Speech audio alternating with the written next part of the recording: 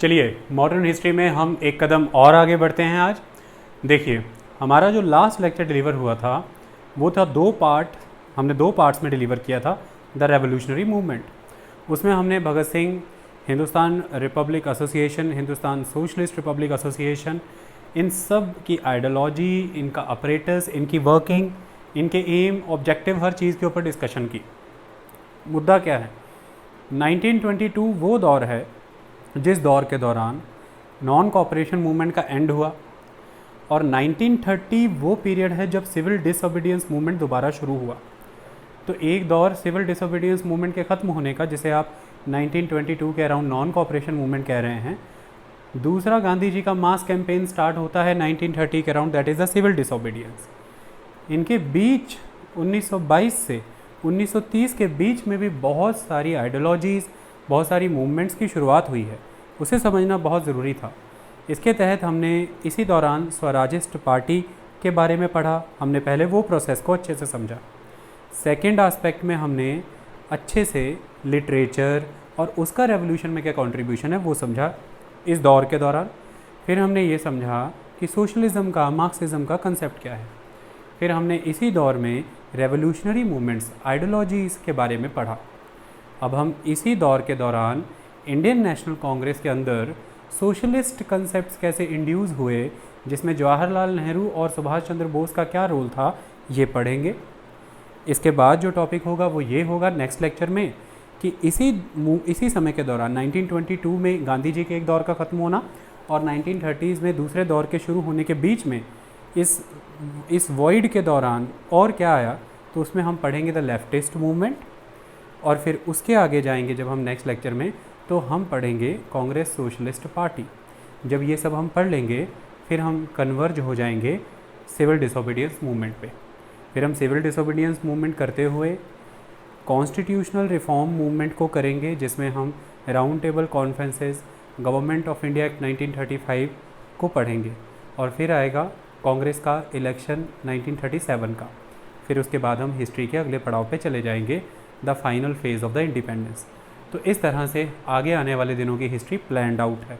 चलिए आज हम पढ़ते हैं इंडियन नेशनल कांग्रेस के अंदर सोशलिस्ट आइडियोलॉजी का जन्म और इसके पीछे जवाहरलाल नेहरू और सुभाष चंद्र बोस का एक इम्पॉर्टेंट रोल। इसे हम कई तरह से ट्रेस करेंगे। बहुत सारे इम्पॉर्टेंट मल्टीपल चॉइस क्वेश्चंस, बहुत सारे सब्जेक्टिव क्वेश्चंस इससे बनते हैं। कृपया हर एस्पेक्ट को बहुत ही ध्यान से सुनें और समझें। शुरुआत करते हैं। देखिए, मैंने यहाँ पर लिखा हुआ है इंट्रोडक्शन। क्योंकि मैं अकेला ही ऑपरेट कर रहा हूँ तो मैं बार बार जूम इन जूम आउट नहीं कर पाऊँगा। ऐसे में मैंने लिख दिया है तो मैं पढ़ कर के बताऊँगा। जो भी मैंने लिखा है उसे मैं पढ़ूँगा भी। तो जब आप नोट्स बनाएंगे आप ईज़िली सुन करके बना सकते हैं, और आप वीडियो प्ले करते हुए जूम इन कर लेना, सब दिख जाएगा आपको। इतना आप कर लेना, बाकी मैं कर रहा हूँ। तो शुरुआत है इंट्रोडक्शन की। समझते हैं क्यों ज़रूरत है इस पर्टिकुलर सोशलिस्ट एस्पेक्ट की इंडियन नेशनल कांग्रेस में, और इंडियन नेशनल कांग्रेस का क्या रिस्पॉन्स था जब एक सोशलिज़म का दौर आया। देखिए, मुद्दा ये है कि यूरोपियंस इंडिया आए। इंडिया आने का उनका मेन पर्पस यही था कि वो इंडिया के उस समय की जो एक प्रॉस्पेरस पोजीशन है ट्रेड एंड कॉमर्स में, उसको कैपिटलाइज़ करना चाहते थे। उनका पर्पस ये था कि जो अरबी व्यापारी हैं, जो इंडियन गुड्स को यूरोप में और अदर वर्ल्ड कंट्रीज़ में ट्रेड करते हैं, जिनसे अच्छा खासा मुनाफा कमाते हैं, क्यों नहीं इस ट्रेड का बेनिफिट हम यूरोपियंस को मिलना चाहिए। और दूसरा पर्पस उनका ये था कि बड़े लेवल पर इंडियन आर्टिकल्स जब यूरोप में कंज्यूम होते थे, उसके बदले में यूरोपियंस का गोल्ड इंडियन आर्टिकल्स की कॉस्ट पे करने के लिए ड्रेन हो जाता था और वो सोना भारत आता था। ऐसे में उन्हें इस बात का दर्द सताता था कि क्यों ना वो खुद से इस इंडियन ट्रेड के पार्टिसिपेंट बने जा कर के इसे कंडक्ट करें, और ऐसे में जो यूरोप से गोल्ड है ड्रेन होता है इंडियन आर्टिकल्स को परचेज़ करने के लिए, उस गोल्ड की ड्रेनेज को रोका जाए। इसके लिए इंडियन ट्रेड को अपने कंट्रोल में किया जाए। तो मुद्दा था spice trade, textile trade, handicraft. अब यूरोप की अगर संरचना को समझें तो इंडस्ट्रियल रेवोल्यूशन एक बहुत इंपॉर्टेंट आस्पेक्ट है। देखिए, इंडस्ट्रियल रेवोल्यूशन ने एक डिमांड क्रिएट की और वो डिमांड थी दो चीज़ों की। पहली चीज़ है रॉ मटेरियल और दूसरी है लेबर। इनको आपने यूटिलाइज़ किया एज एन इनपुट और आउटपुट के तौर पर आपने मास मैन्युफैक्चरिंग किया। एक बात आप ध्यान में रखिएगा कि फैक्ट्री बेस्ड प्रोडक्शन और फैक्ट्री बेस्ड सेटअप तभी कामयाब हो सकता है अगर वो मास प्रोडक्शन करे, और मास प्रोडक्शन तब कामयाब हो सकता है अगर उस मास को कंज्यूम करने वाला एक सेगमेंट एग्जिस्ट करता हो।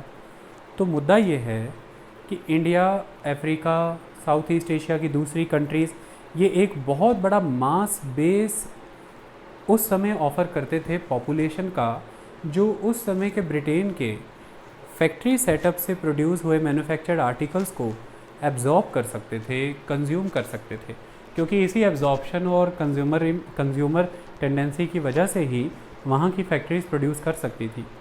तो ब्रिटिश इंडस्ट्रियल रेवोल्यूशन के इनपुट और आउटपुट को अगर मैं कंसिडर करूँ, इनपुट में लेबर की बात करें, इनपुट में हम रॉ मटेरियल की बात करें और आउटपुट में अगर मैं मैन्युफैक्चर्ड आर्टिकल्स की एब्जॉर्प्शन की बात करूँ, तो एक तरह से उस इंडस्ट्रियल रेवोल्यूशन ने नेसेसिटेट किया कि कॉलोनलाइजेशन किया जाए।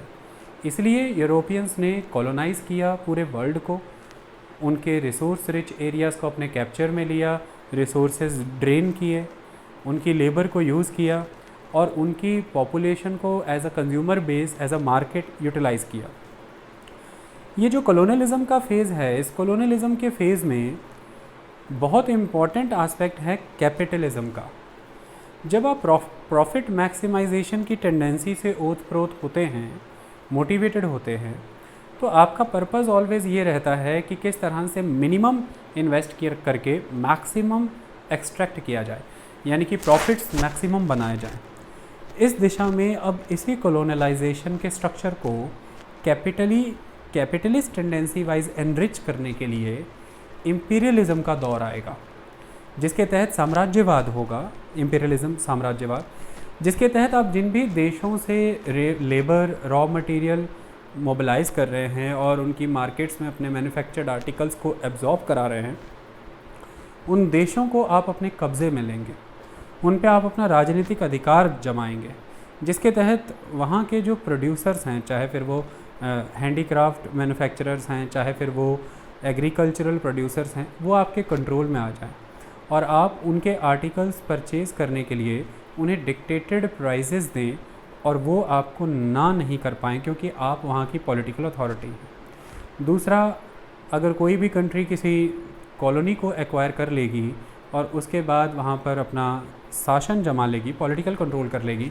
तो इससे फिर उस कंट्री को फ़ायदा ये हो जाएगा, जो कॉलोनियल कंट्री है उसको फ़ायदा ये हो जाएगा कि वो अपने राइवल्स को वहाँ से एलिमिनेट कर पाएगी। जैसे एग्जांपल के तौर पर ब्रिटिश हैं, तो उन्हें ये अपॉर्चुनिटी मिल जाएगी कि वो फ्रेंच हैं, डच हैं, इनको एलिमिनेट कर दे और सारा का सारा ट्रेड अपने हाथों में मोनोपलाइज़ कर दे। इनके ऊपर हमारे पुराने बहुत सारे लेक्चर्स हैं। मुद्दा ये आ जाता है कि इस तरह से इंडस्ट्रियल रेवोल्यूशन ने एक नीड क्रिएट की कॉलोनाइजेशन की, और कॉलोनाइजेशन के तहत हमने देखा कि जब कैपिटलिस्ट टेंडेंसीज़ बहुत स्ट्रॉन्ग हो गई, उस कैपिटलिस्ट टेंडेंसी के तहत आपको इम्पीरियलिज्म करना पड़ा और आपने इम्पीरियलिस्ट टेंडेंसीज़ अपनाई। इस इम्पीरियलिज्म की मार झेल रहा था भारत भी। कई तरह से भारत को नुकसान पहुंच रहा था। कैसे? यूरोपीय शासन के दौरान एक चीज़ आपको देखने को मिलेगी कि जब भी भारत में या विश्व भर में कहीं भी यूरोपीय जाएंगे, कॉलोनाइज़ करेंगे या फिर अमेरिकी कॉलोनाइज़ करेंगे या कोई भी, तो जो भी इम्पीरियल पावर है जो आपको कॉलोनाइज़ करेगी, उसकी एक टेंडेंसी रहेगी कि वो आप ही की कंट्री से कुछ सिंपैथाइज़र्स जनरेट करेगी, यानी कि जो लोकलाइट्स हैं, जो इन्फ्लुएंशियल सेक्शन है, जो एक स्ट्रॉन्ग स्ट्रेटा है सोसाइटी का, अपर सेक्शन है, उसके साथ वो एक तरह का साँठ-गाँठ बैठाएगी, यानी कि नेक्सस जनरेट करेगी, एक सिस्टम ऑफ असिमिलिएशन जनरेट करेगी, जिसके तहत होगा ये कि वो लोग एक तो इनके शासन को आपके देश में पुख्ता करने में मदद कर देंगे, दूसरा जब भी कभी आवाज़ उठेगी विरोध की, तो ये लोग एक तरह से बीच में खड़े होंगे उस अंग्रेजी तंत्र के और भारतीय नागरिकों के, तो ये ब्रेक वाटर का काम करेंगे। इसे आप बुलवार्क कहते हैं, यूरोपियन इसे बुलवार्क कह के पुकारा करते थे। और तीसरा एस्पेक्ट ये है कि क्योंकि इनके खुद के वेस्टेड इंटरेस्ट हो जाएंगे, क्योंकि ब्रिटिश रूल की वजह से इन्हें वो बेनिफिट्स मिलने शुरू होंगे जो शायद वहाँ के लोकल राजतंत्र इन्हें ऑफ़र नहीं करते थे। इसकी वजह से अपने इन्वेस्टेड इंटरेस्ट की वजह से ये कोशिश हमेशा करेंगे कि ब्रिटिश शासन बना रहे, ख़त्म ना हो, इम्पीरियल रूल बना रहे। तो इस तरह से ये हमेशा एक अपर स्ट्रेटा को आकर के सपोर्ट करेंगे, ऐसा कॉलोनियल सिस्टम के तहत होता है। दूसरी बात यह है कि हमेशा एक सिस्टम आपको देखने में आएगा कि जो भी कॉलोनियल पावर आएगी वो लोगों के बीच में डिवाइड की टेंडेंसी को मोबिलाइज़ करेगी, उनको बांटने का काम करेगी। उसका कारण ये रहेगा कि जब तक लोग डिवाइडेड नहीं रहेंगे तब तक उनके अंदर एक टेंडेंसी रहेगी यूनिफाइड फ्रंट ऑफ़र करने की। और अगर आप कोई यूनिफाइड फ्रंट ऑफ़र कर रहे हैं, क्योंकि जो रूलर है वो बहुत ही माइनॉरिटी में है नंबर वाइज, कल्चरली भी वो आपकी कंट्री में पूरी तरह से एलियन है, ऐसे में अगर आपकी country socially awakened, consciously awakened हो जाए, पॉलिटिकली एनलाइटेंड हो जाए, तो फिर यूनिटी अगर क्रिएट हो गई एक बार, तो वो माइनॉरिटी रूलर्स आप पे रूल नहीं कर पाएंगे। इसलिए divide and rule always important रहता है और वो किया जाता है। इसी के तहत आप हमेशा देखेंगे कभी ज़मींदार से किसान का भेद किया जाएगा, कभी इंडस्ट्रियलिस्ट से वर्कर का भेद किया जाएगा, कभी एजुकेटेड मिडिल क्लासेस से आम जनमानस का, अनपढ़ लोगों का भेद कराया जाएगा, कभी प्रिंसली स्टेट्स राजा रजवाड़ों से और एजुकेटेड मिडिल क्लासेस के बीच में भेद क्रिएट किया जाएगा, कभी कांग्रेस के मॉडरेट फैक्शन और कांग्रेस के ही एक्सट्रीमिस्ट फैक्शन के बीच का एक भेद होगा, हिंदू मुस्लिम का भेद होगा, मुस्लिम सिख का, सिख हिंदू का, सिख मुस्लिम का, इस तरह से कई तरह के भेद क्रिएट किए जाते हैं ताकि वो इम्पीरियल स्ट्रक्चर बना रहे। तो ये भी एक चीज़ आपको यहाँ पर देखने को मिलती है। तीसरी चीज़ ये रहती है कि जो इमीडिएट ऑपरेटर्स होते हैं, जैसे मैंने अभी बताया, ज़मींदार होगा, इंडस्ट्रियलिस्ट होगा, मनी लेंडर होगा, business, trader, merchant, banking class होगी, इनके हाथों हमेशा से पीजेंट्री, वर्कर्स, ये जो लोअर स्ट्रेटा है in the sense of class formation, ये एक्सप्लॉइट होगा। तो ये भी आपको हमेशा यहाँ पर देखने को मिलेगा।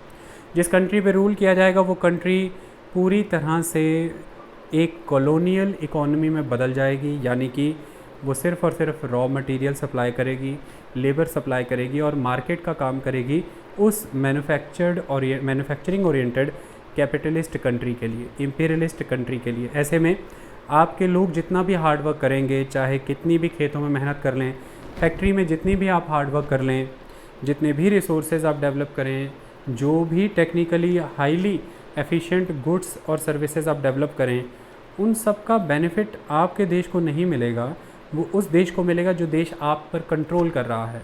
ऐसे में आपकी कंट्री की जनरेट हो रही वेल्थ किसी न किसी मायने से, जैसे ब्रिटिशर्स के स्टाफ की सैलरी के रूप में, ब्रिटिशर्स के लड़े जा रहे विश्व भर में युद्धों और उन युद्धों में लगी वो सेना और उस सेना की तनख्वाह के रूप में, ब्रिटिशर्स का आपके देश में बनाया हुआ एक तरह का एडमिनिस्ट्रेटिव तंत्र और विदेश में उस एडमिनिस्ट्रेटिव तंत्र को कंट्रोल करने वाले दफ्तरों के खर्चे के रूप में, ब्रिटिशर्स का आपसे लागू किए, आप पर लगाया गया लगान और उस लगान की उगाही के बाद आप ही से परचेज की गई चीज़ों के औने पौने दाम उसी लगान से पे करना, कई तरह से आपके जो धन है, आपकी जो वेल्थ है कंट्री की, उसे ड्रेन कर दिया जाएगा। तो ये आपको कुछ अंतर्निहित तरीके से नज़र आते हैं, एक सिस्टम सा नज़र आता है कि जब एक कॉलोनियल, एक इम्पीरियलिस्ट पावर रूल करेगी तो आपकी कंट्री के लिए ये चीज़ें आप एक्सपेक्ट करके चलते हैं कि ऐसा होगा। ये उस समय में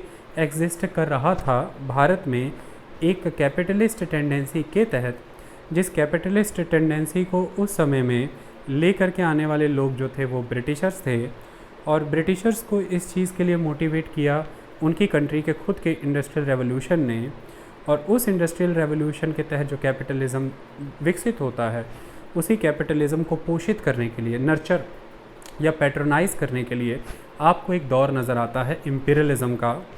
और उसी इम्पीरियलिज़म का दंश भारत भोग रहा था उस समय में, जिससे निपटने के लिए कई प्रयास पूरे भारत भर में हो रहे थे। इंडियन नेशनल कांग्रेस एफर्ट्स कर रही थी, कई और एजिटेशंस हुए, कई लंबे समय तक किसानों के, आदिवासियों के विद्रोह हुए, विरोध प्रदर्शन हुए, ये सभी चीज़ें चलती रहीं। लेकिन अब एक दौर है जिस दौर के तहत आप एक न्यू स्कूल ऑफ थॉट को देखेंगे, न्यू गाइडिंग स्पिरिट मिलेगी, नई आइडियोलॉजी दिखेगी कि वो कैसे इस कैपिटलिज्म से, इस इम्पेरियलिज्म से निपटने के लिए आपको एक नया ढांचा ऑफ़र करते हैं, एक नया तरीका, एक मेथड, एक नया मोड ऑफ ऑपरेटर्स यानी कि ऑपरेशन मोडस ऑपरेंडाई, ये सारी चीज़ें अब आपको देखने को मिलेंगी।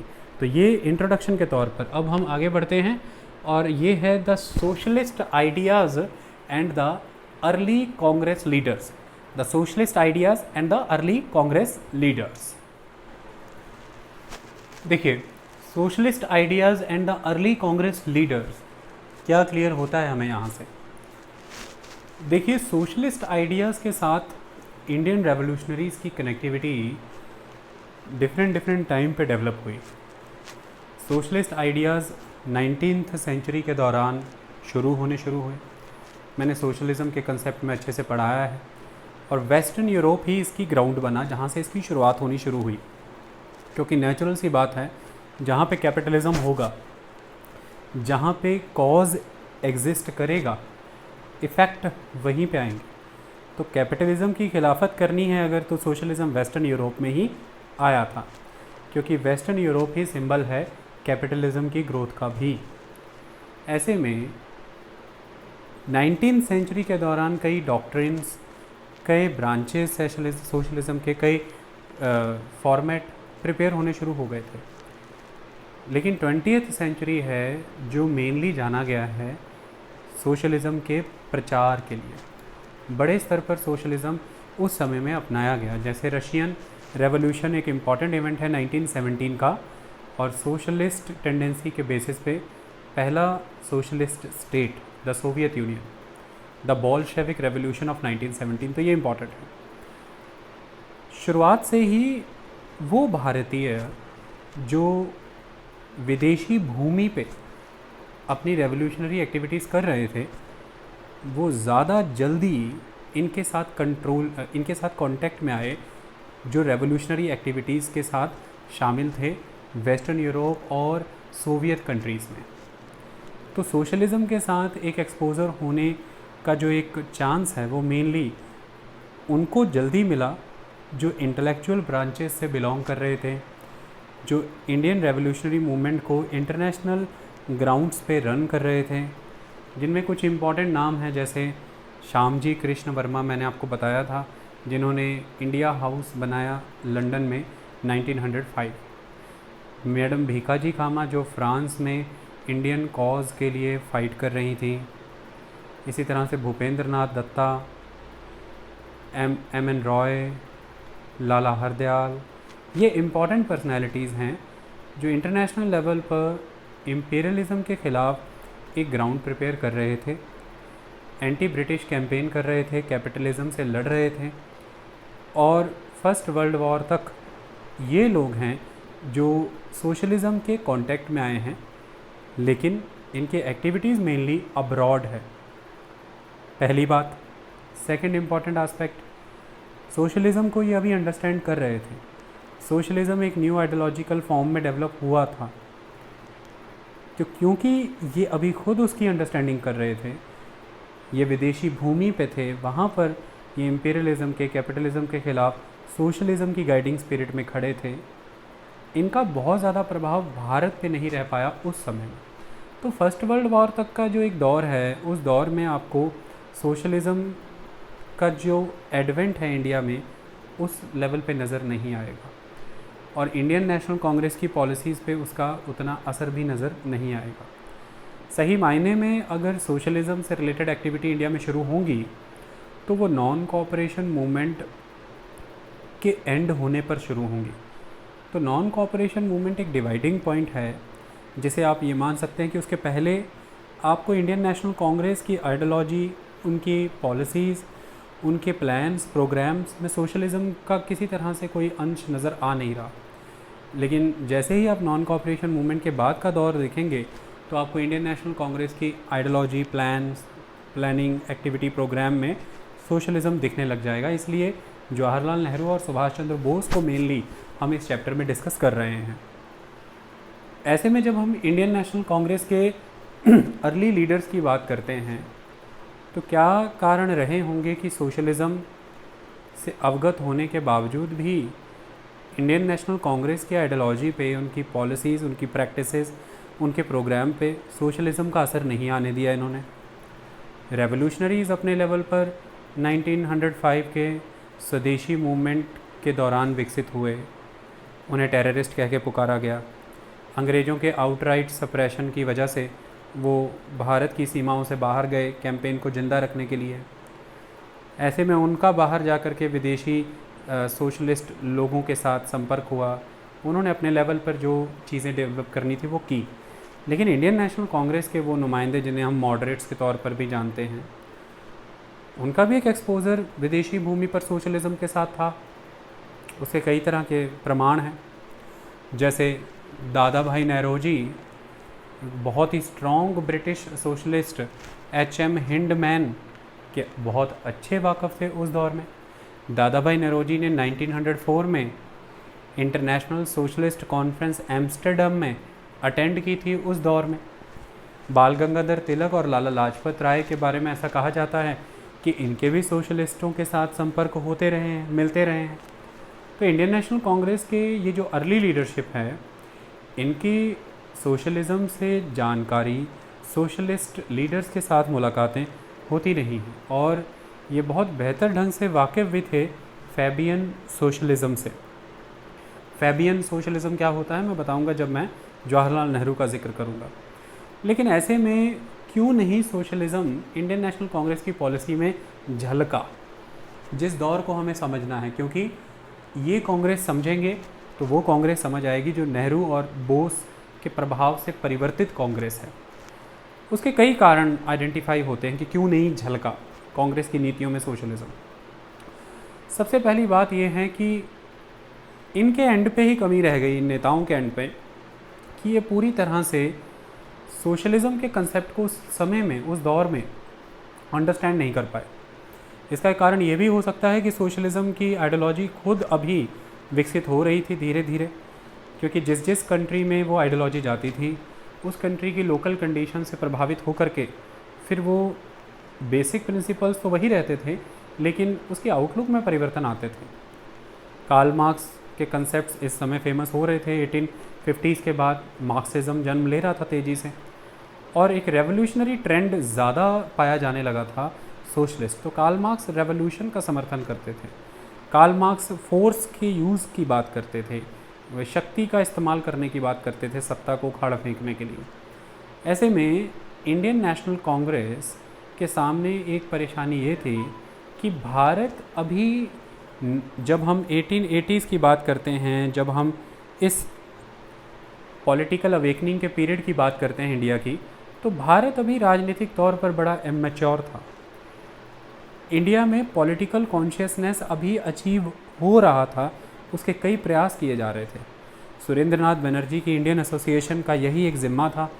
वो गांव-गांव, घर-घर जा कर के यही प्रयास कर रहे थे कि लोगों को किस तरह से राजनीति का ज्ञान हो, कैसे वो ये समझ पाएँ कि ब्रिटिश रूल उनके राइट्स को एक्सप्लॉइट कर रहा है। फिर इंडियन नेशनल कांग्रेस भी इसी टेंडेंसी के साथ काम कर रही थी कि पहले लोगों के अंदर एक राष्ट्रवाद आना चाहिए, नेशनलिज्म की फीलिंग आनी चाहिए। उनको ये पता लगना चाहिए कि ये देश एक नेशन है। लोगों को राजनीतिक प्रश्न करने आने चाहिए, उन्हें डेमोक्रेसी की जानकारी होनी चाहिए, उन्हें पता होना चाहिए डेमोक्रेटिक सेटअप में कैसे व्यवहार किया जाता है, किस तरह से आप सवाल पर कर सकते हैं सरकारों से, सरकारें क्यों ज़िम्मेदार होती हैं, क्यों रिस्पॉन्सिबल गवर्नमेंट ज़्यादा इम्पॉर्टेंट और ज़्यादा रिलायबल, ज़्यादा डिलीवरी ओरिएंटेड होती है as compare to the autocratic monarchies. ये सारे प्रश्न लोगों को समझाने ज़रूरी थे। ये एक बाध्यता थी इंडियन नेशनल कांग्रेस के उन लीडर्स के ऊपर। दूसरी बाउंडेशन उनके ऊपर ये थी कि अभी कांग्रेस खुद खड़ी हो रही थी।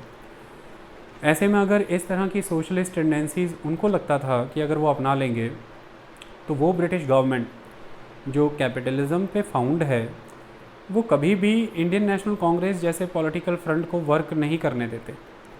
उसे ख़त्म कर देते किसी न किसी तरीके से, क्योंकि पावर सारी उनके हाथ में थी।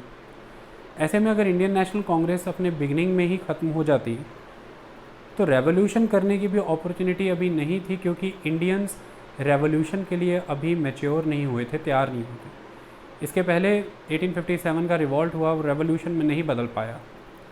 कई आदिवासी विद्रोह हुए, रेवोल्यूशन में नहीं बदल पाए, क्योंकि एक क्षेत्रवाद की भावना थी, अपने निजी मुद्दों के लिए खड़े होने की भावना थी। राष्ट्रवाद अभी उस लेवल पर विकसित नहीं हुआ था।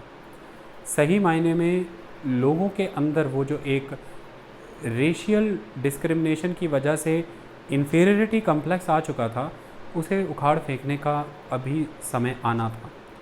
उन्हें अपनी पास्ट ग्लोरी से वाकिफ़ कराना था, उन्हें बताना था कि वो कितने रिच कल्चरल हेरिटेज से बिलोंग करते हैं। ये सारी प्रोसेसेस के लिए एक समय चाहिए था, और उस समय के लिए इंडियन नेशनल कांग्रेस को एटलीस्ट बने रहना था, और उनकी खिलाफत तो नहीं करनी थी जो लोग भारत में सत्ता में बैठे हैं, यानी कि ब्रिटिशर्स। ऐसे में इंडियन नेशनल कांग्रेस के द्वारा उस समय में कॉन्स्टिट्यूशनलिज्म के ज़रिए अपनाए गए, वो प्लीज़ करते थे, पिटीशंस लगाते थे, वो डेमोन्स्ट्रेशंस करते थे, वो ब्रिटिश पार्लियामेंट, ब्रिटिश जनता और भारत में जो गवर्नर जनरल्स हैं उन्हें अपनी आवश्यकताएं, देश के हित में जो कार्य हों उन कार्यों को लेकर के जो भी मेमोरेंडम है वो सबमिट करने के विषय में काम करते थे। तो वही कॉन्स्टिट्यूशनल पाथवे को फॉलो करते हुए आगे बढ़ रहे थे पीसफुल मैनर में, इसलिए इन्हें मॉडरेट्स भी कहा गया है, क्योंकि इनका कहना यही था कि अभी कंट्री मैच्योर उस लेवल पे नहीं हुई, मासेस अभी अवेकन्ड और एनलाइटेंड नहीं हैं, अभी रेवोल्यूशन हो ही नहीं पाएगा, ब्रिटिशर्स रूथलेसली सप्रेस कर देंगे क्योंकि because they are powerful. Indian National Congress का एक बहुत इंपॉर्टेंट रोल है इंडिया के लेवल पर अवेकनिंग करने में। अगर इंडियन नेशनल कांग्रेस खुद अभी ख़त्म हो जाएगी तो फिर पूरी की पूरी मूवमेंट ही इंडिया में क्रश हो जाएगी और फिर आज़ादी का सवाल नहीं विकसित हो पाएगा। ये उनके अपने तर्क थे।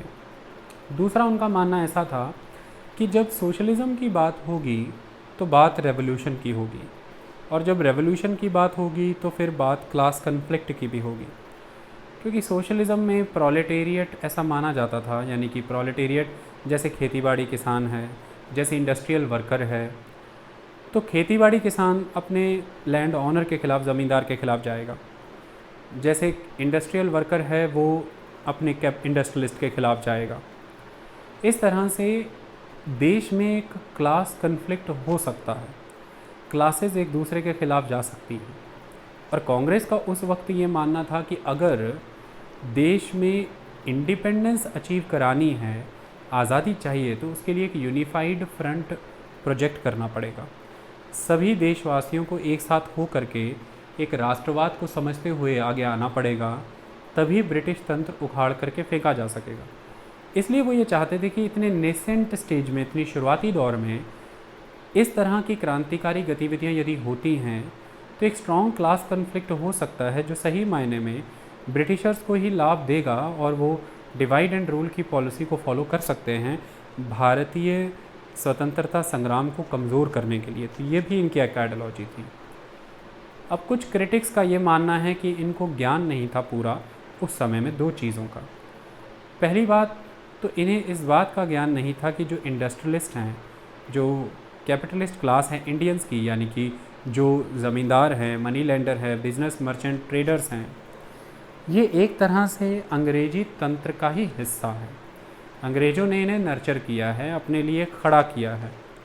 ऐसे में अगर इंडियन नेशनल कांग्रेस किसी भी तरह के प्रयास करेगी अंग्रेजी तंत्र को उखाड़ फेंकने के, तो ये लोग हर बार ही इंडियन नेशनल कांग्रेस की खिलाफत करेंगे। तो ये सिर्फ़ और सिर्फ उस वक़्त खिलाफत करेंगे जब रेवोल्यूशन होगा, ऐसी कोई गारंटी नहीं है कि ये क्लास कन्फ्लिक्ट के मौके पे ही आएंगे और ये कहेंगे कि देखिए देश के हालात ख़राब हैं, क्लास कन्फ्लिक्ट हो रहा है, किसान ज़मींदार खिलाफ़ जा रहा है, वर्कर इंडस्ट्रीज़ के ख़िलाफ़ जा रहा है और ये ठीक नहीं। ये सिर्फ इसी मौके पे आवाज़ उठाएंगे। क्रिटिक्स मानते थे कि ये बात करेक्ट नहीं है, ये हर बार जब भी किसी भी तरीके से अंग्रेजी तंत्र को उखाड़ फेंकने की बात होगी तो ये खिलाफ़ जाएंगे, क्योंकि ये उन्हीं के पोषित किए हुए हैं, इनका वेस्टेड इंटरेस्ट है उनके शासन के अंदर, उनके रूल के अंदर। तो ब्रिटिश रूल बना रहे ऐसा ये चाहते हैं। तो इसलिए रेवोल्यूशन की वजह से क्लास कन्फ्लिक्ट होगा ये रीज़न नहीं है। वो जो क्लासेस हैं, जो बेनिफिशरीज़ हैं, उनके अपने वेस्टेड इंटरेस्ट हैं ब्रिटिश तंत्र के अंदर, वो वेस्टेड इंटरेस्ट छिन जाएंगे, इस वजह से कन्फ्लिक्ट होगा। रेवोल्यूशन की वजह से कन्फ्लिक्ट नहीं होगा। तो मैं आपको एक बात बता भी देना चाहता हूँ, फिर आप कंफ्यूज ना हो जाएं कि फिर इन्हीं लोगों ने इंडियन नेशनल कांग्रेस का समर्थन भी किया एक टाइम में ब्रिटिशर्स के अगेंस्ट पॉलिसीज़ लाने के लिए। तो मैं आपको ये बात बता दूं कि ये पॉलिसीज़ लाने के लिए इंडियन नेशनल कांग्रेस का समर्थन भी तब होने लगा जब इंडियन इंडस्ट्रियलिस्ट डेवलप हुआ और उसे दिखने लगा कि ब्रिटिशर्स एट द एंड अपनी कंट्री की कंपनीज़ को ही सर्व करेंगे और इंडियन कंपनीज़ को कभी समर्थन नहीं देंगे। इसलिए उन्हें ऐसा लगता था कि इंडियन गवर्नमेंट अगर हो, इंडियन कंट्रोल अगर इंडियन रिसोर्सेज और इकोनॉमी पे हो, तो वो हमारे लिए बेटर रूल्स बनाएंगे और हमें बेनिफिट मिलेगा। ज़मींदार भी समर्थन में इसी कंडीशन पे आता हुआ नज़र आया जब यूरोपियंस के द्वारा बड़े लेवल पर रेवेन्यू एक्सट्रैक्ट किया जाने लगा था। तो ज़मींदार का एक मानना था कि इस लेवल तक एक्सट्रैक्शन यदि होगा तो उसका ज़मींदार होना ना होना एक बराबर है। ऐसे में ज़मींदारों के कुछ अधिकार बचे रहें, प्रोटेक्टेड रहें, इसके लिए भारत की कोई एक सरकार हो जो सरकार कानून ला करके उनके अधिकारों को प्रिजर्व करे, इसके लिए उन्होंने भी कांग्रेस का समर्थन किया। तो सही मायने में ये तब अंग्रेज़ों के ख़िलाफ़ गए हैं, ऐसा माना जाता है, जब इनके अधिकारों का हनन होता इन्हें नज़र आया। ये उस वक़्त नहीं गए हैं उनके ख़िलाफ़ जिस वक़्त देश को आज़ादी की लड़ाई के लिए आवाज़ उठाने की आवश्यकता थी। तो ऐसे में क्लास कन्फ्लिक्ट का आधार क्रांति नहीं था, क्लास कन्फ्लिक्ट का आधार तब होता जब इनके अधिकार छिनते, ऐसा क्रिटिक्स मानते हैं। तो कांग्रेस को यहाँ समझने में गलती हुई। और दूसरा, कांग्रेस ने बहुत ही अंडर रेट रखा, अंडर एस्टिमेट किया उन मिलियंस ऑफ मिलियन लोगों को जो वर्कर थे, जो पीजेंट थे, जो आदिवासी थे, जो प्लांटेशन रीजन में एज अ कूली वर्क करते थे।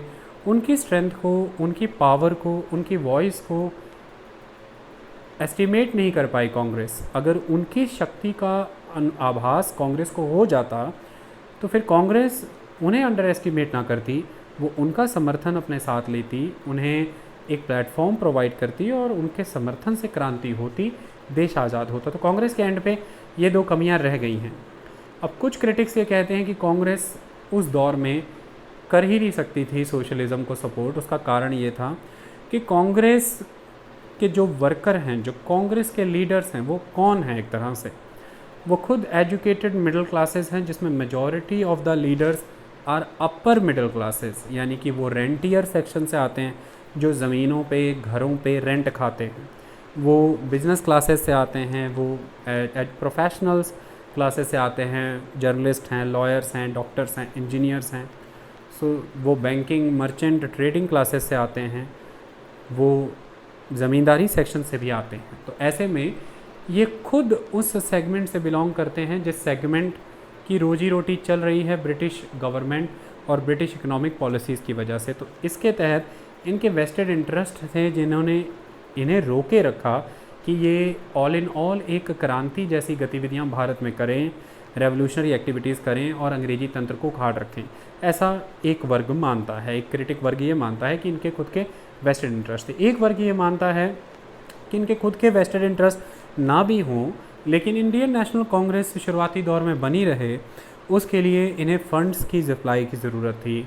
उसके लिए ये मानते थे कि एटलीस्ट एक लंबे समय तक हमें उन लोगों के समर्थन की ज़रूरत है जिनका ब्रिटिश गवर्नमेंट पे प्रभाव है और जिनकी जेब में पैसा है इंडियन नेशनल कांग्रेस की गतिविधियों को समर्थन देने का।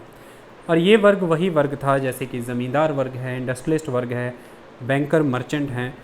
इनका सरकार की गलियारों में सुनवाई भी होती थी और इनकी जेब में पैसा भी था कांग्रेस को देने के लिए। तो शुरुआत में कांग्रेस के जो इनपुट्स आते थे वो यहीं से आते थे और कांग्रेस किसी भी तरह की क्रांतिकारी गतिविधियां करके इस रिसोर्स सप्लाई को ख़त्म नहीं करना चाहती थी। तो एक वर्ग ये भी मानता है।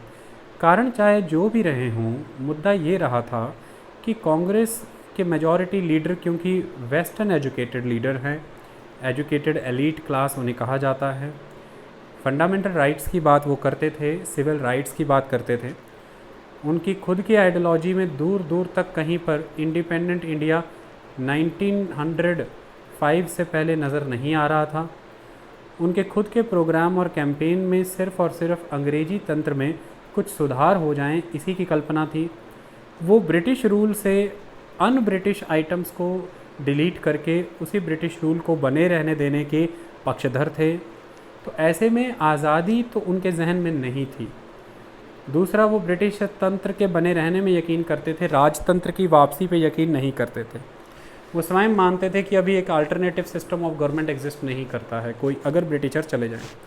तीसरा, वो ये स्वयं मानते थे कि ये ब्रिटिश तंत्र है जिसकी वजह से वेस्टर्न एजुकेशन आया, western sciences I, western system of administration आया, वेस्टर्न थॉट आए, जिसकी वजह से न्यू इकोनॉमिक अपॉर्चुनिटीज़ ओपन हुई हैं। इंडिया सोशल इविल्स से बाहर आ रहा है, रिलीजियस क्लचेस से बाहर आ रहा है, अपने सुपरस्टिशंस को तोड़ रहा है। इस तरह का एक एडमिरेशन का ब्लॉक भी एग्जिस्ट करता था कांग्रेस के काफ़ी सारे लीडर्स के अंदर। तो ये एक आस्पेक्ट है।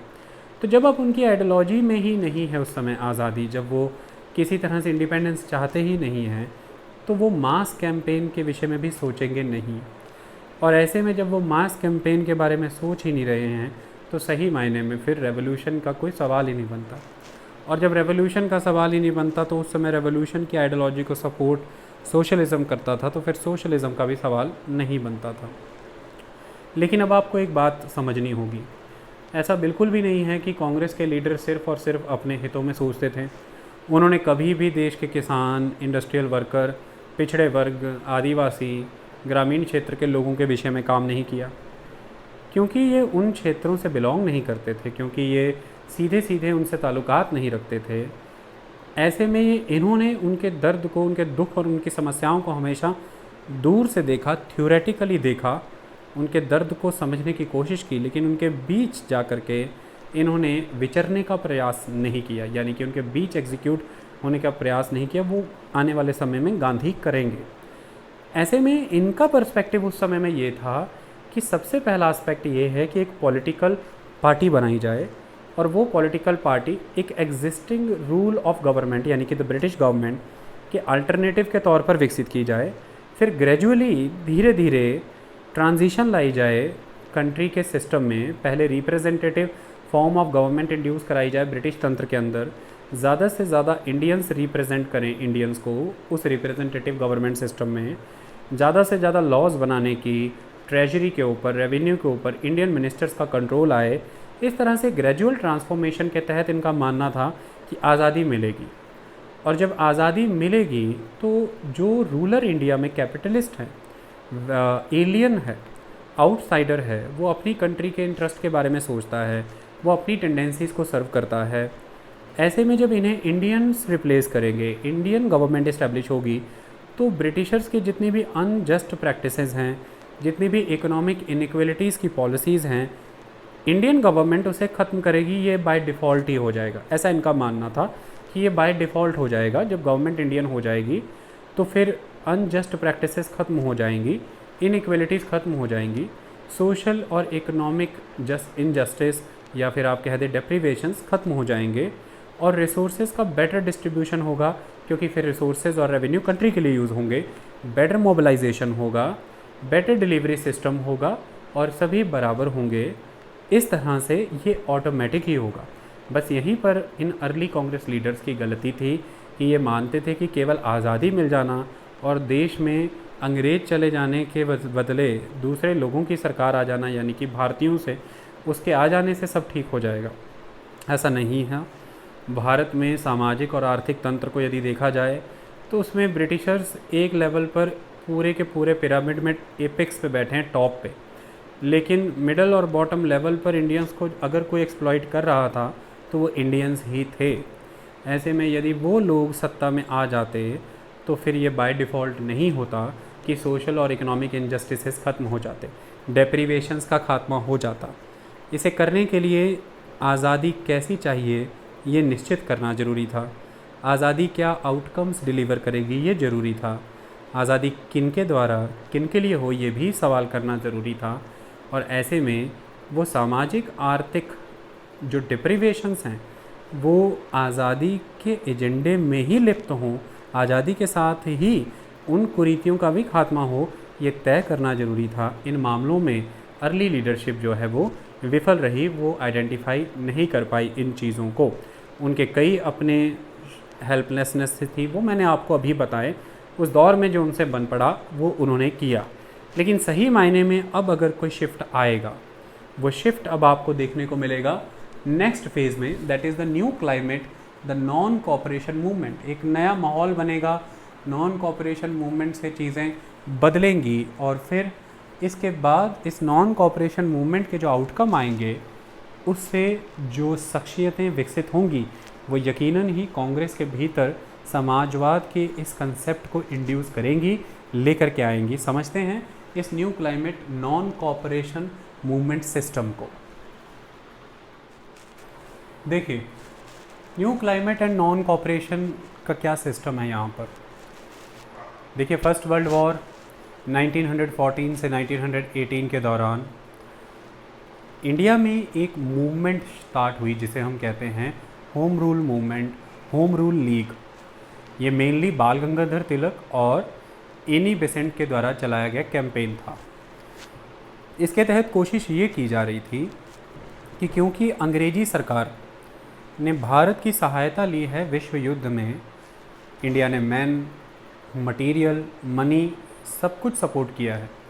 ऐसे में all in all India wide एक मूवमेंट क्रिएट की जाए, लोगों का सपोर्ट गैदर किया जाए, इंटेलेक्चुअल सेक्शंस को मोबिलाइज़ किया जाए कि अंग्रेजी सरकार पे ये प्रेशर बनाया जाए कि आपका ये जो समर्थन किया जा रहा है, आपने ये कहा है कि भाई ये लोकतंत्र के लिए, एक डेमोक्रेटिक सेटअप के लिए युद्ध चल रहा है, ऐसे में क्या दिया जाएगा भारत को, भारत की इस लॉयल्टी के बदले में जो वो आपको समर्थन से दे रहा है। इसके लिए होम रूल मूवमेंट चला। इसी दौरान गांधी जी भी भारत में थे। गांधी जी किसी भी तरह से ब्रिटिशर्स को डिस्टर्ब नहीं करना चाहते थे। उनका मानना था कि इस समय वर्ल्ड वॉर चल रही है और वो एक लेवल पे एफर्ट्स जो ब्रिटिशर्स के हैं उन्हें डिस्ट्रैक्ट नहीं करना चाहते। लेकिन गांधी जी ने एक चेंज किया, वो ये था कि गांधी जी की भारत में जब एंट्री हुई तो गांधी जी चंपारण सत्याग्रह में सम्मिलित हुए, गांधी जी खेड़ा सत्याग्रह में गए, गांधी जी ने अहमदाबाद मिल वर्कर्स की स्ट्राइक में पार्टिसिपेट किया। ये सही मायने में क्या है? जब आप चंपारण सत्याग्रह में गए हैं, आपने किसानों की बात सुनी इंडिगो प्लांटर्स के खिलाफ। जब आपने खेड़ा सत्याग्रह किया तो आपने अंग्रेजी शासन के द्वारा बढ़ाए गए लगान देने से मना किए। जब आपने अहमदाबाद मिल वर्कर की स्ट्राइक्स में पार्टिसिपेट किया तो आपने इंडस्ट्रियलिस्टों के द्वारा जो भत्ता दिया जाता था, उस भत्ते के ख़त्म होने के खिलाफ वर्कर की आवाज़ का समर्थन किया। मतलब वो कांग्रेस जिसकी अर्ली लीडरशिप अब तक बहुत ही सेलेक्टिव चल रही थी, जिसका एजेंडा इंडिया में यूनिफिकेशन था, जिसका एजेंडा इंडिया में सपोर्ट गैदर करना था सभी सेक्शंस का, जो सोशलिज़म को अपना नहीं रहे थे क्योंकि उनका मानना था कि रेवोल्यूशन होगा, जो ये नहीं चाहते थे कि इंडिया में क्लास स्ट्रगल हो, क्लास कन्फ्लिक्ट हो, और वो ऑलवेज़ ये चाहते थे कि इंडियन नेशनल कांग्रेस एक प्लेटफॉर्म की तरह काम करे for the unification of every segment. उस कांग्रेस की अप्रोच अब बदलेगी क्योंकि गांधी जी की जो एंट्री हुई है, गांधी जी की जो बिगनिंग हुई है, गांधी जी ने इश्यूज़ के बेसिस पे, डेप्रीवेशंस के बेसिस पे सेगमेंट्स की सपोर्ट की, चाहे फिर वो चंपारण था, चाहे खेड़ा था, चाहे अहमदाबाद था। तो यहाँ पर वो कांग्रेस के पहले पर्सपेक्टिव से डिफ़र कर गए। उन्होंने इस बात का फिक्र चिंता नहीं की कि अगर मैं वर्कर की सपोर्ट कर दूंगा, अगर मैं फार्मर की सपोर्ट कर दूंगा, पीजेंट की सपोर्ट कर दूंगा, तो फिर इंडस्ट्रियलिस्ट और ज़मींदार से उसका कन्फ्लिक्ट होगा और इससे फिर देश में यूनिफिकेशन में प्रॉब्लम आएगी। उन्होंने इस चीज़ को तरजीह नहीं दी। उनका मानना ये था कि भाई जो ड्यू बनता है, जो राइट है उनका, वो मिलना चाहिए और इंडस्ट्रियलिस्ट ज़मींदार को ट्रस्टीशिप का रोल प्ले करना चाहिए। तो इन्हें ट्रस्टी बनना चाहिए, वेल्थ के कस्टडियन बनना चाहिए, एक्सप्लॉइटर नहीं। और गांधी जी की इंडस्ट्रियलिस्टों के बीच में, ज़मींदारों के बीच में भी अच्छी पैठ थी, उनसे भी अच्छे संबंध थे, किसानों के साथ, वर्कर के साथ उन्होंने संपर्क बनाए। तो गांधी ने इन सेगमेंट्स के बीच जाकर के एग्जीक्यूट करना शुरू किया। यूनिफिकेशन गांधी भी चाहेंगे, गांधी भी क्रांति नहीं चाहते थे, लेकिन गांधी के इस कन्फ्लिक्ट में क्लास स्ट्रगल इसलिए नज़र नहीं आता क्योंकि गांधी कंप्लीट नॉन वायलेंस का कंसेप्ट फॉलो करते नज़र आए। गांधी कंप्लीट पैसिव रेजिस्टेंस का कंसेप्ट फॉलो करते नज़र आए। गांधी सत्याग्रह की आइडियोलॉजी में बिलीव करते नज़र आए। इसलिए गांधी ये कहते थे कि ये एलिमेंट अगर इंक्लूड हो जाते हैं तो फिर अपनी आवाज़ रखना किसी तरह से स्ट्रगल की तरफ नहीं लेके जाएगा, कन्फ्लिक्ट की तरफ नहीं लेकर के जाएगा, ऐसा गांधी का मानना था। गांधी ने रॉलेट सत्याग्रह के लेवल पर, इंडिया लेवल पर एक्सपेरिमेंट भी करके देखा, लोग जुड़े उसके साथ काफ़ी बड़े पैमाने पर। ऐसे में अब होगा ये कि नॉन कॉपरेशन मूवमेंट एक बड़ी घटना बनेगी। उसके लिए भी जिम्मेदार वर्ल्ड वार ही है। वर्ल्ड वार के समय में बड़े लेवल पर फैक्ट्रियों का बंद होना विदेशों में, हाई लेवल ब्रिटिश आर्मी और ब्रिटिश पर्सोनल जो एडमिनिस्ट्रेटिव है उनके द्वारा गुड्स की डिमांड रेज़ करना, जिससे बाज़ार में इन वस्तुओं की कमी हो जाना और महंगाई बढ़ जाना। तो वर्ल्ड वार 1 के दौरान महंगाई बहुत ज़बरदस्त तरीके से बढ़ी और इसका नकारात्मक असर पड़ा हर वर्ग के ऊपर जो भारतीय है। दूसरा, वर्ल्ड वार 1 के समय में अंग्रेज़ी सरकार के द्वारा जो समर्थन थोड़ा बहुत इंडियन इंडस्ट्री को मिल गया, जिसकी वजह से वो ब्रिटिश आर्मी को गुड्स एंड सर्विसेज सप्लाई कर रहे थे, जिससे उन्हें आमदनी हो रही थी, वह समर्थन वर्ल्ड वार 1 ख़त्म होते ही वापस चला गया। वर्ल्ड वार 1 के दौरान भारतीयों ने जम करके अंग्रेज़ों का समर्थन दिया, लेकिन वर्ल्ड वार 1 के खात्मा होते ही जो गिफ्ट के रूप में भारत को मिला वो थे कई सख्त कानून, जिसके तहत कई लोगों को बिना कानून, बिना अदालत अरेस्ट करने की अनुमतियाँ थीं। इसी तरह के कानूनों के तहत खिलाफ गांधी जी ने आवाज़ भी उठाई। तो भुखमरी है, गरीबी है, महंगाई है, बेरोज़गारी है ज़बरदस्त, और इंडस्ट्रियलिस्ट सेक्शन और भारतीय जो उद्योगधर्मी हैं वो फिर से नाराज़ हैं अंग्रेज़ों से। ऐसे में ये जो एक सिचुएशन अब इंडिया लेवल पे क्रिएट हुई है, गांधी जी इस सिचुएशन को अब एक लीड देंगे और एक मास मूवमेंट अब आपको इस दौर में होता नज़र आएगा, that is in the form of the non cooperation, जिसमें आप mainly government of India act 1919 की खिलाफत करेंगे, जिसमें आप जलियांवाला बाग में किए गए रॉन्ग प्रैक्टिस को अपोलोजाइज़ करके अनडन करने की बात करेंगे, जिसमें आप मुस्लिमों के तुर्किश खलीफा की बेअदबी के ख़िलाफ़ आवाज़ उठाएंगे। तो हिंदू मुस्लिम यूनिटी, तो गांधी अब हिंदू मुस्लिम यूनिटी लेकर के आएंगे। गांधी पीजेंट, वर्कर, वुमेन, आदिवासी और रूरल पीपल जो अब तक पॉलिटिक्स से नदारत रखा गया, जिन्हें कांग्रेस के द्वारा, इन्हें फोर फ्रंट पे लाने की बात करेंगे। तो गांधी अब मास कैंपेन की बात करेंगे। तो असहयोग आंदोलन, नॉन कॉपरेशन मूवमेंट, जिसके तहत बायकॉट का कॉल लिया गया, जिसके तहत नॉन कॉपरेशन का कॉल लिया गया, स्कूल, कॉलेज, यूनिवर्सिटीज़, इलेक्शंस का बायकॉट किया गया, ये सारे कैंपेन हुए।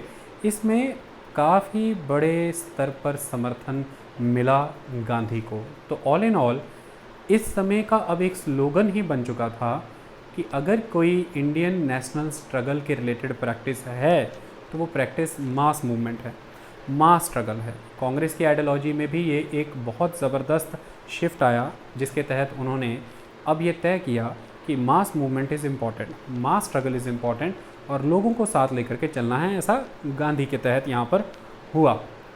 गांधी जी के द्वारा जो वादा दिया गया था 1 साल में स्वराज हासिल करने का, यह वादा भी लोगों के लिए बहुत ही आकर्षण का केंद्र बना।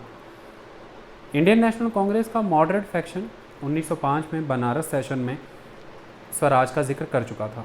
1906 के कलकत्ता सेशन में स्वराज का रेजोल्यूशन भी लिया गया। ये वो स्वराज था जो एक तरह का डोमिनियन स्टेटस था। ऑस्ट्रेलिया, न्यूजीलैंड, कनाडा जैसी कंट्रीज़ के, ऑस्ट्रेलिया, न्यूजीलैंड, साउथ अफ्रीका जैसी कंट्री का जो स्टेटस उस समय में था, कॉलोनियल स्टेटस उस तरह का, जिसमें ब्रिटिश इंपीरियल रूल रहेगा लेकिन आप अपने इंटरनल अफेयर में थोड़े बहुत आज़ाद रहेंगे। गांधी का स्वराज जो है वो बहुत ही रिजल्ट ओरिएंटेड था। वो 1 वर्ष में प्राप्त होने वाला स्वराज था जिसने लोगों को बहुत आकर्षित किया। तो गांधी का मास स्ट्रगल, गांधी के नए एक्सपेरिमेंट, सत्याग्रह के, बायकॉट के, नॉन वायलेंस के, गांधी का अंग्रेज़ों के ख़िलाफ़ वोकल होकर के बोलना आना, ऐसे में चौरी चौरा की घटना के बाद जब अचानक से ही गांधी इस कैंपेन को वापस ले लेते हैं, इसके बाद से अब पूरे देश भर में एक ऐसा वर्ग